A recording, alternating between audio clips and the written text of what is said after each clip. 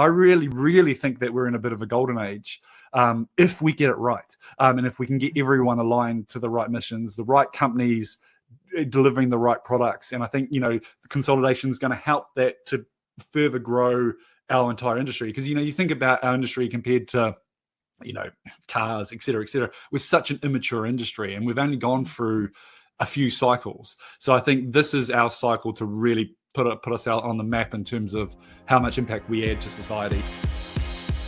This is All Things Fitness and Wellness, hosted by Krissy Vann. Together, we're uniting industry thought leaders and fitfluencers on the mission to inspire innovation and encourage people to live a life fit and well.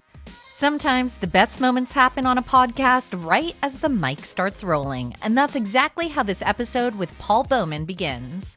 Paul is the CEO of Wexer, where he spearheads the mission of integrating digital solutions into the fitness industry. His perspective is rooted in a career that began as an elite athlete and later included leadership roles at Virgin Active and Gymbox, giving him a clear understanding of health club operations and member needs. In this episode, Paul reflects on how digital offerings have evolved, the challenges and opportunities operators face when adopting new solutions, and why keeping human connection at the core of the experience remains vital. His insight bridges the world of sport, health club operations, and digital innovation, offering a thoughtful look at where fitness and wellness are headed next. Before we get to it, be sure to hit like and subscribe. We have new podcast episodes weekly featuring industry thought leaders and influencers. I'm your host, Krissy Vann, and this is ATFW. Introduce me as the dinosaur of digital fitness. That's all I don't want this to carry on. Well, you know what? We're going to carry it on because that's hilarious that you shared it. You just come to Canada, which, by the way, this sounds like an East Coast problem. I'm on the West Coast, so I'm not taking any blame in this. But you go to CanFit Pro, and they call you the dinosaur of fitness. Can you please explain what happened? What was the context here? Yeah, no. So so a good friend of mine, the whole group, we've worked with Good Life for over 10 years, and CanFit Pro is not just Good Life, but there's very much made up of let's call it Petrol Holdings. And the introduction was, and would like to introduce Paul Bowman, the CEO, good friend, and a bit of a dinosaur of digital fitness. So he's seen it all, and I'm like, oh, that's a bit harsh. So kind of stunned me in the intro, and I'm like, okay, so that's who I am now. But we can't carry that on. It's not a good thing. That's fair. I mean, in what context were they saying that? Because to me, it sounds like veteran of the industry probably would have been a better way. It was. But veteran just means old and has been. So we'll keep fine tuning. Fine tune. No, more about the hype cycle. So they had it wasn't Eric from McKinsey. I can't remember the gentleman's name from McKinsey, talking about the different cycles of digital, the different influences fitness is having, going from kind of your mid-market to low cost, high value, low cost, to more services. And the argument was, which I agree with, is that we've actually, as a fitness industry, started probably racing too aggressively to the bottom, and then that there's actually an extra level where people would be paying an extra $10 a week, $15 a week if our service levels actually could improve. So and the conversation was very much on how to do that. And from my side, we're doing 25 million fitness experiences. We've got something to say in that, in regards to how content plays such a big part in how we support and inspire our members. So that was the context. So it was a little bit of a compliment, but also a little bit of a jibe at the same time by my lovely friend, Mr. Patrick Evans. Well, I just want to point out that whoever that was speaking from McKinsey is probably like, this dinosaur doesn't even remember my name. Yeah, not good. Not good. But in regards to that conversation, can you elaborate a little bit more about the race to the bottom, and how did we end up there? I think naturally it's been the most compelling, and in terms of being able to, I felt like the service levels on a consistent basis was slowly dropping as we were coming. So therefore the price point made sense. And then, if we still look at how people choose their gym memberships, it's still based off location, and so everything is based off location, and then price point within that location. And I think because in reality, and I know this sounds a bit harsh, so I don't want to hit too much clickbait, but even the mid-market gyms or the high-end gyms were essentially delivering exactly the same for the low-cost gyms. They had the gear, but the service levels wasn't there. So I think what it did is fundamentally made the consumers choose. I kind of always believe that the market will tell us what's right. And so we from a Wexer point of view, we've always said, look, if breath content is going to be our biggest views this month, then that's great, because that's what the market's telling us. And I think when it came to the fitness industry, let's say, well, even 10 years ago, 15 years ago, going low cost, I think it was a challenge to our industry to say, hey, if you're not going to deliver me that service and I'm pretty much going to get the same gear, this is where I'll go. And I think that's the challenge statement that's probably been. And I think now there's a far greater need coming from consumers to actually achieve results, which I think this is what we all are here for as an industry, in terms of how do we make true long-lasting change. We do everything based off the habit cycle, in terms of it takes 66 days to create a habit, but 7 days to break a habit. And I think that's why fitness routines are so hard, right? Because it's a lot harder to create the habit than to break it. But as an industry, we have to take more responsibility to actually get that happening.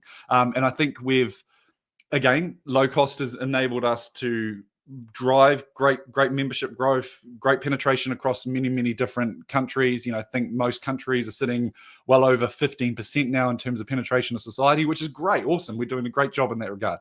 But how do we actually make everlasting change? And how do we actually support our members is where I would like to see this go. I really like the wellness movement, but how much is the wellness movement not really being defined? Like, if I go from, I'm lucky to serve some of the top clubs in the world, and, their definition of wellness is different compared to all of them. And so I don't know if wellness necessarily gets us to start creating habit-forming bonds for everlasting, longevity, health, et cetera, et cetera. I think it plays a great part as a part of an individual trying to lose weight, gain weight, get fitter, et cetera. But we have to take more responsibility to actually get them to start creating these habits. And I think, the joys of it now is we've got amazing facilities, we've got amazing different price points, and we've got amazing different suppliers, like Wexer, that can actually get you to, there's no excuses anymore. We created the big reason why the whole Wexer was created was the fact that I was sitting in gyms going, group exercise is such an important part of fitness. And actually, we're locked behind the doors. Like, we did a survey, and there was a third of our members that were coming for 3 trainers. Those 3 trainers only had one session per week, and it was like on a Thursday or a Friday, and we could only put 50 people in. So like every single week, we were annoying nearly 1,000 members because they couldn't get to their class with their favorite instructor. Hence why essentially Wexer was created to go, let's take that out. Let's get these people that are amazing in the studio on camera and being able to deliver. And actually, weirdly, even though it's taken a long time, most clubs that are successfully executing digital have a local star strategy, because local stars are it right now for us. It's if you want huge usage, if you've got an adoption problems or you've got engagement problems, you put local stars on your content platform, that thing goes gangbusters. Sorry. No, you're so right, though. Answer. That's what podcasts are for. This is the whole beauty. We're allowed to let it breathe. I don't need to cut you into any sound bites except for social media, which we will. But I like how you kind of explain that there, because exactly that. They're your local influencers. And if they're already teaching in your facility, it's because they're a fan and they want to have full classes. And ultimately, it's a twofold exchange, because they want to bolster their profiles and have that kind of celebrity feel of themselves. So aside from that, I mean, obviously, so many gyms decided to bridge that digital gap a couple of years ago with the whole event that we do not even need to say out loud. I mean, I hear a lot that the industry itself has been such late adopters when it comes to technology and doesn't necessarily nail the execution. So for those operators that are still seeing really low usage rates, what are some of the other pieces of advice that you've learned through the Wexer experience that actually drives people to have that hybrid approach and ultimately make their member retention more sticky? Yeah. Look, I think, yeah, the event that we're not allowed to talk about, you could put anything up there and people will engage with it. And I think, in a way, that drove a lot of digital consumption. I think that was happening anyway. Like if you look at the CAGR over the time, it's actually still increased year on year. Take away that event because that's the only way you could move, right? You needed to follow someone. I guess going to nowadays, we're still seeing, over 50% of workouts are actually at home or on devices. We got to meet the members where they are, and I think so what I'm worried about as an industry is that we've got a situation where people are using us as a club group, but then they're actually getting their service and support from different apps. I don't believe that. Like I believe it needs to actually come from the operator itself. Like because if you're going to commit to that brand, you should be able to commit to their ethos in terms of how they're generating results, their content, or the rest of it. And there is, how I see behavior change is when that's all connected really well. So, you're joining a gym which has a digital offering. It's there to support you, but it's also hacked into your member journey. So in those first 66 days, you've got like whatever it is. And again, this is the great thing about content being so vast in terms of what it can do. If someone's getting hooked into sleep stories, if someone's going into the wellness side more because they're working out and then wanting to do more recovery, that's great. But we know that naturally, the more that they'll use it, the more they'll continue to use it because there's different components, right? You've got, I always put the category when I'm looking at content and, we're working with insurance companies and sports companies and all the rest. It's all the same. Are you supporting that person or are you inspiring that person? And I think sometimes as a fitness industry, we lean on the inspire too much, like the hardcore Harrys, hitting big wads and, looking great and all the rest of it, where we actually don't present the personality. Like if we look at some, we do a lot of unique client kind of launches where we do talent management, and if we look at when an influencer is saying what they eat in the day or what their day looks like, that's actually more viewed than their actual outcome in their actual workout, which is exactly what happens in YouTube. And who's winning media right now? It's YouTube, right? So it's kind of like, well, we just need to follow the same thing. We've got so many great personalities in these clubs that, again, we're either locked behind closed doors or we're not enabling them to actually come in and join us and them doing their own thing, which is, it just creates too much friction. So, this is where I always kind of put my hats off to likes of like a SmartFit, where they took the best trainers that they actually had, made them essentially superstars by giving them their own channel. But channel not only just from outcome based, their biggest views are postnatal and then like booty builders type workouts. But the thing was the personalities behind that to drive that, because of course we are in the entertainment attention space. So the more that we get personalities on the camera, just outside of just actually doing workouts, the better it is. So, because I think we underplay, we always look ourselves as we are the outcome, like this is the workout. But actually, how do we get there? Like if it's a story about you as an instructor that, and your life that inspires them to go hit that workout that day, that's actually more important. And I think that's the shift that I think is already happening. Like if I think about, some of the big club groups, it's definitely that way inclined in terms of their thinking, in terms of taking great talent. I think the challenge is that they kind of become talent managers, but you have been anyway, because you've been managing huge group exercise schedules. So it's just like, why don't you just intertwine that far greater? And what we do from a Wexer point of view in that strategy is we treat them like a content producer. So, a certain percentage of everything that we make goes back to our content partners. And so them as a content partner, we can actually deal with that relationship ourselves, which makes it probably a little bit easier for the club. But I think the reality is that clubs have to lean into this way greater than what we are right now, because we can't just be facilities. We need to be, I think we need to be engines that support and inspire society to move and create healthy habits. Well, and we know now more than ever, especially the generations coming in behind us, experiential is necessary. It's not we're going to create this. That's a demand from them. And if you're not offering that, they're going to walk out the door. It's funny, though, hearing you talk about all these creators, true story, and a bit of a tangent, but back in the day, I come from traditional media. I was a TV host for many years, but I was also competing in bodybuilding at the time. So, I was a little shreddy spaghetti. And on LinkedIn, I had a recruiter reach out and keep reaching out because they were like, oh, we've got this app thing and we're looking to we'll train you to do spin. And this is going back many years ago. And I'm like, oh man, like at the time I was so traditional mindset. I probably could be retired with several houses or if I was first to Soul Cycle or something like that. Huge mistake. But it's right though. Like it's weird, like if I look at, and I won't give you the data, but the actual club group, but the club groups that we do a really, really unique kind of influencer strategy on, they convert on average between 20 to 24% of that influencers database pretty much within the first 3 months.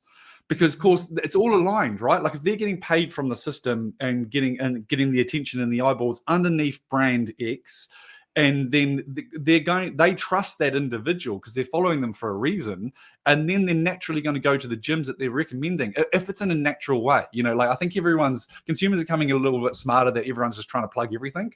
But if you actually see that influencer, one, actually delivering sessions inside those facilities, two, always in there working out, sharing stories, all that type of stuff, it just becomes such a natural magnet to that's where I need to be, because that's, transfer of belief, right? Like I believe this way of working out.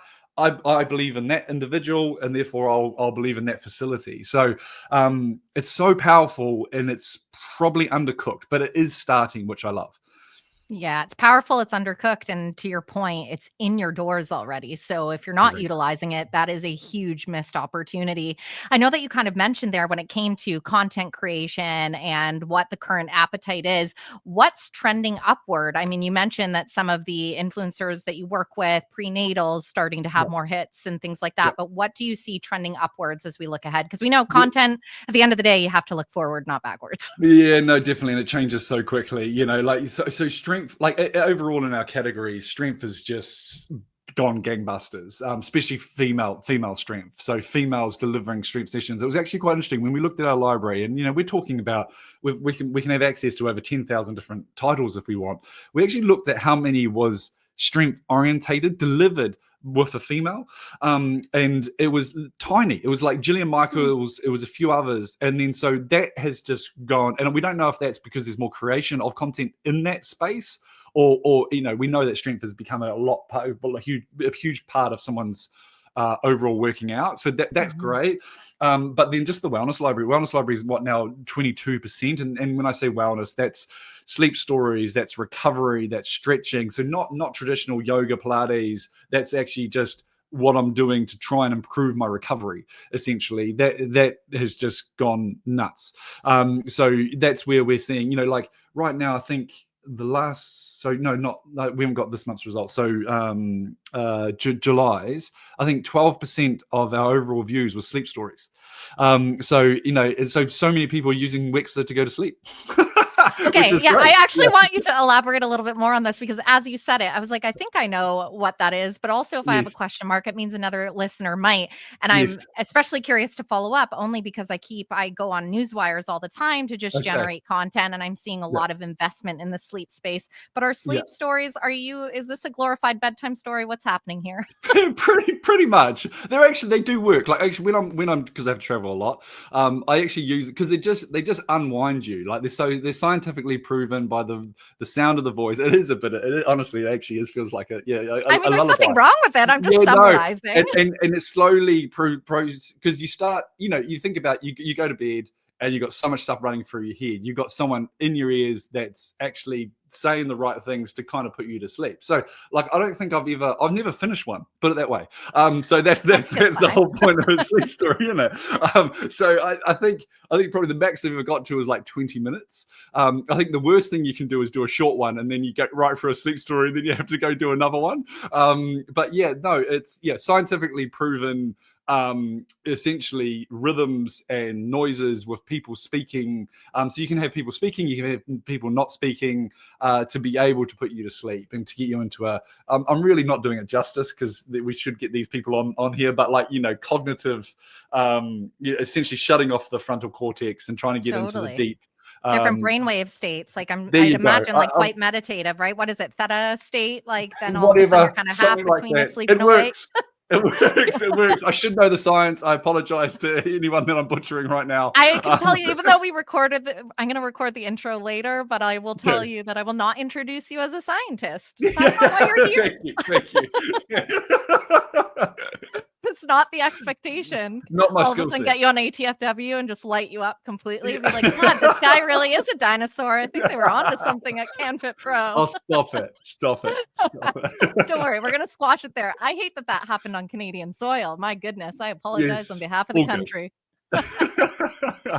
Way to feel to take a nearly a 24-hour flight, and then also got delayed three days because of the Air Canada strikes. But let's not get into that. Let's keep it all positive. Thank you. Fair enough. Well, let's keep it positive and shift a little bit more to the business side, because that's a wealth of insight from the content, which is obviously your bread and butter.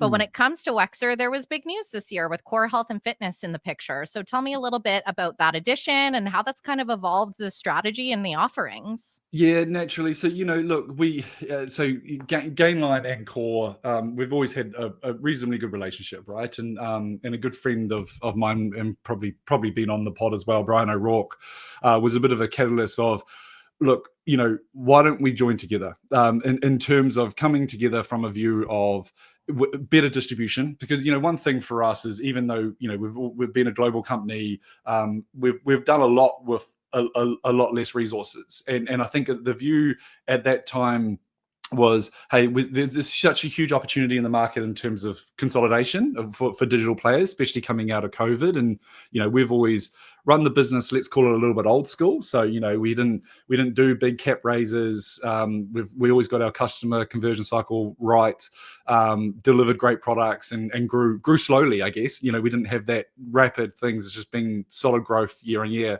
Gainline likes those type of businesses, hence why they bought Core and purchased us. And coming together with Core is essentially a way to better support the industry. Like, if we're saying I'm saying to operators that we need to be able to distribute content, to support and inspire, to change habits. We also need that to flow through within the actual equipment space. And the one thing that I wish I wasn't saying, but I am saying, is that you build a club, you put a treadmill in. You're even not going to put treadmills in. And so with Wexer, it's still there's still does digital work for me? Is it something that I need? We're not a treadmill yet, but we will become a treadmill. So in my ambition for Essential Digital to be a treadmill, that's why we thought, why don't we join one of the best companies that builds treadmills? So that was the whole thinking. And look, it's been a very good marriage. So it's still operating both very, very independently, from a digital, because there's so much customer overlap, but there's two different lines of thinking. One's we look at everything from a digital lens and digital engagement. They're, of course, looking at it from a product manufacturing point of view. So there's still a lot of work to be done in terms of synergies. But the future is really exciting.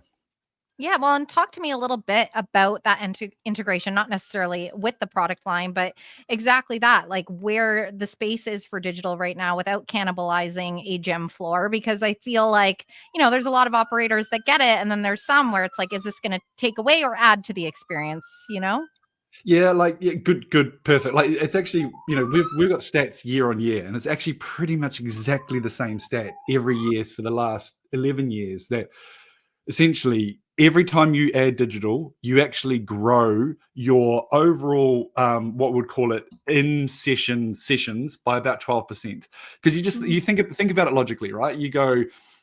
So someone, the kind of journey that we lay out is, there's so many gym members that are intimidated or just feel Like they can't just jump into something. So if you've got a group exercise session, which we would think, of course, why wouldn't you go into a group exercise session? Because we live and breathe it and we've always done it for years, right? But to some, 80% of our gym members, most of them are actually really, really intimidating by that. So if they can do the content, like this is the kind of layout that we always do, if they can do the content on their phone in their own homes, get used to the movement patterns, then they do that virtually inside the club, so they understand the environment, they're still doing the same workout. And then the instructor does the very, very similar workout to what those movement patterns are. It reduces the intimidation factor immensely. So therefore, they're already feeling comfortable. And guess what? When that instructor's not there and they've also created content, then they'll engage with it. So it's for me, it's one of the best or the best member journey tools that you can do to reduce intimidation. And that's, I think, so underplayed in our industry. And again, I think it's one of these issues that's come with these low costs, because we don't have time thinking about that anymore, because we're like, well, it's a price point, they've got the gear, they go with it, right? But that ain't going to change anyone's bodies. So that's where I really think because content, of course, that whole strategy I just explained is completely scalable. If you already got group exercise, okay, that's group exercise individual, that's not scalable, but that's the unique experience. That's the best experience that we have in the industry, right? So it's how do we build around that? And naturally, it actually happens very, very naturally. If you look at fandom, got quite a lot to do with sports teams. It's exactly the same. People watch. Sorry, I'm a rugby for all those people that weird sport. Lay it down. Yeah, no. Okay. Rugby, this is a safe space for rugby. All love. I used to live in Christchurch. Yeah, I go, okay. Well, I can't support the Crusaders, but full Chiefs fan. But anyway, that's a different conversation. So we, they actually watch the content. They might get a short of someone playing rugby, a gladiatorial hit or something like that. Then they'll go watch a little bit more. And if you actually see the building up, as soon as they go to a live experience, they will watch 50% more rugby. It's exactly what Disney did this as well. So if you look at the original Disney Plus strategy, it was how do we actually get more people into parks? And they said, okay, we're going to take attention economy. We're going to put as much content on as possible. So when they go to the parks, they're going to watch even more content, which is exactly the truth. Is that every time someone goes to a park, they watch 50% more content, right? And it's exactly the same in the fitness industry. So if that instructor is the event, so we build them up to their event, they will engage with that instructor or that gym 50% more likely when it comes to digital. So it's a really nice closed win-win-win loop. So that's the thing that excites me of where we are in an industry, is that, man, we can really dominate that space if we can take the attention and entertainment eyeballs for fitness, right? At the moment, I don't like, well, I can't say I don't like, how many people have got different myths, all that type of stuff. I love that, but sometimes that needs to be controlled. And I think a club group can control that. And I think we need to be offering, because what influencers and let's call it their own platforms don't have the physical experience, and that we know that physical experience is the key to be able to create habit creation. So it's physical and digital together. It's the true hybrid is what's going to change our industry, in my opinion. Yeah, and you make such a point of it being that barrier broken down for somebody, because it's true. You don't really hear gym intimidation thrown around that often currently. No. We will when it's January 2026 in the lead up to it, because almost every single time when those consumer surveys go out and everyone's doing their listicles, BuzzFeed, etc., it's kind of like, what are your goals? And everyone wants the same thing. And one of the number one reasons why they haven't done it is because they're intimidated. And then we talk about it for 5 minutes and then it goes away and the news cycle continues. So a really good point to highlight there.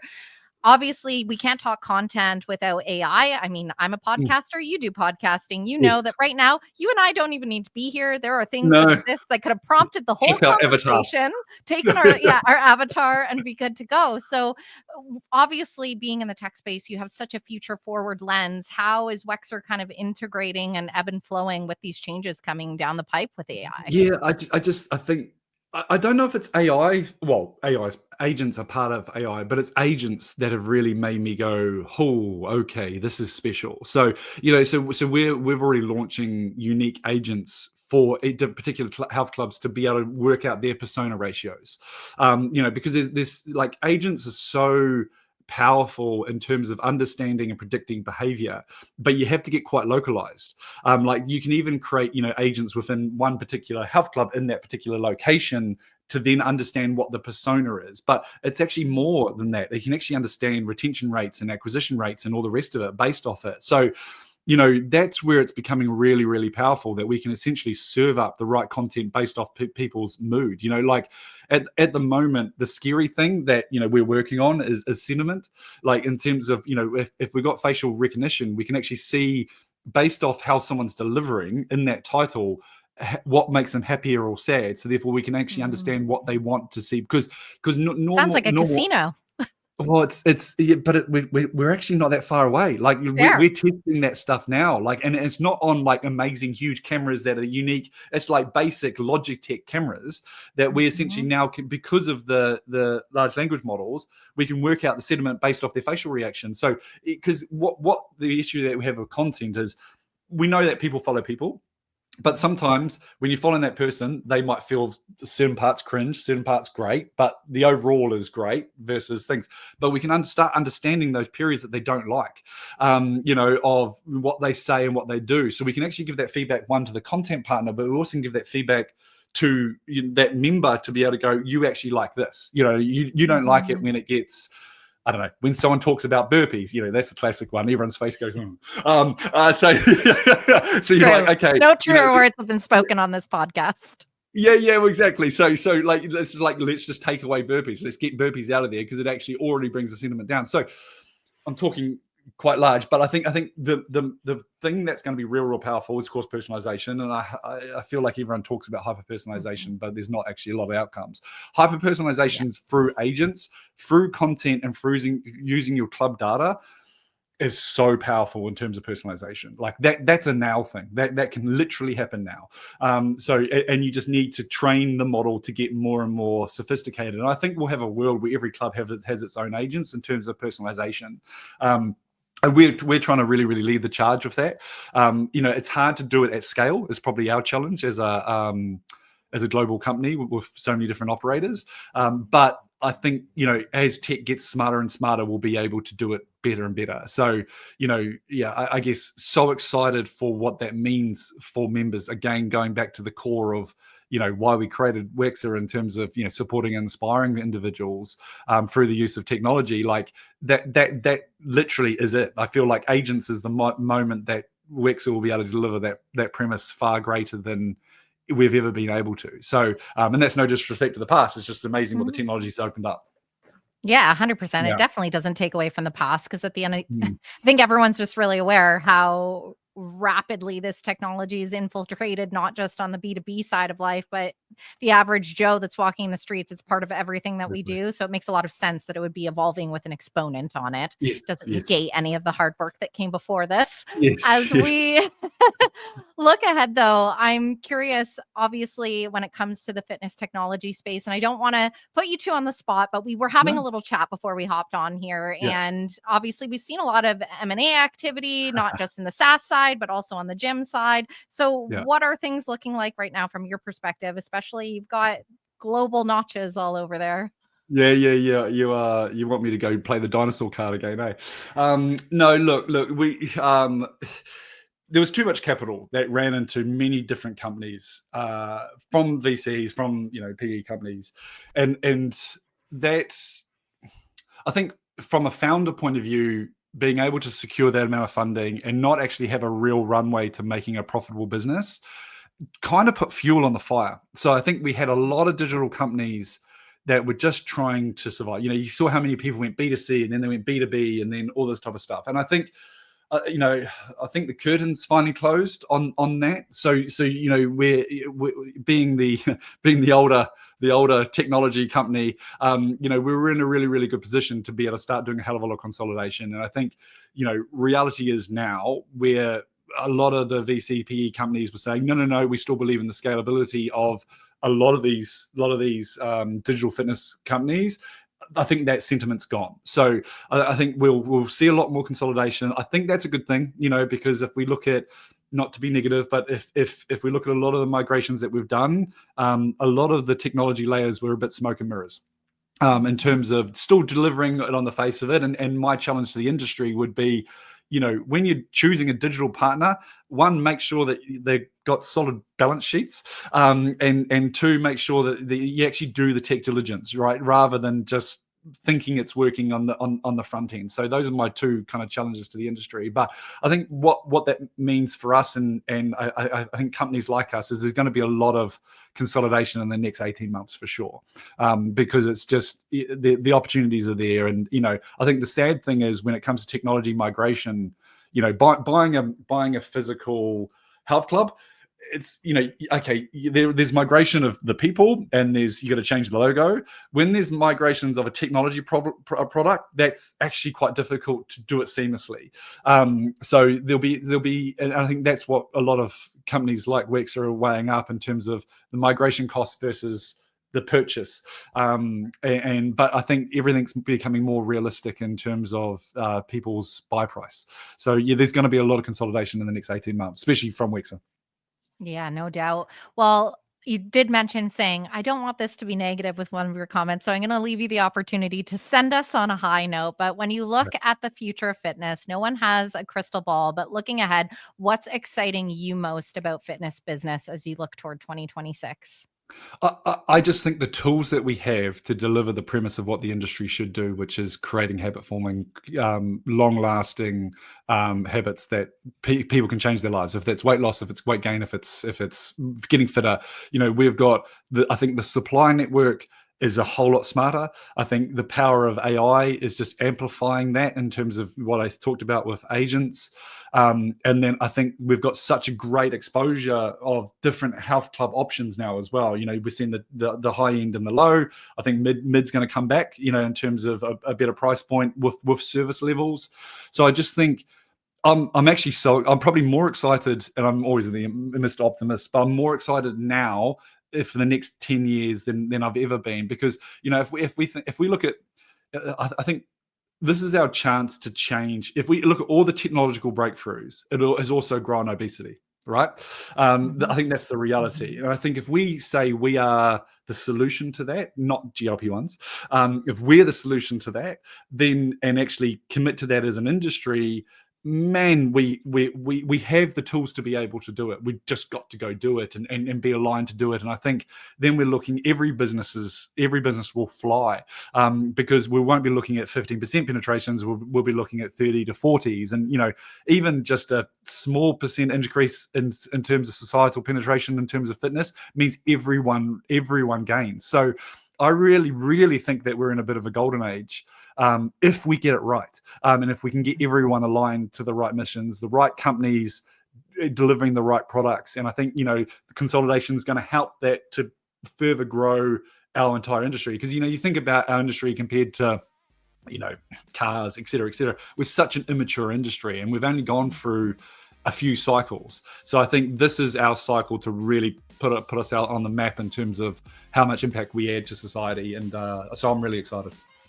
Brilliant. Paul Bowman, thank you so much for taking time to join me on ATFW. Thank you so much for having me. You've just listened to the All Things Fitness and Wellness podcast, hosted by Krissy Vann. Be sure to hit like and subscribe. We have new podcast episodes weekly featuring industry insiders and influencers. Together, we're on a mission for everyone to live a life fit and well.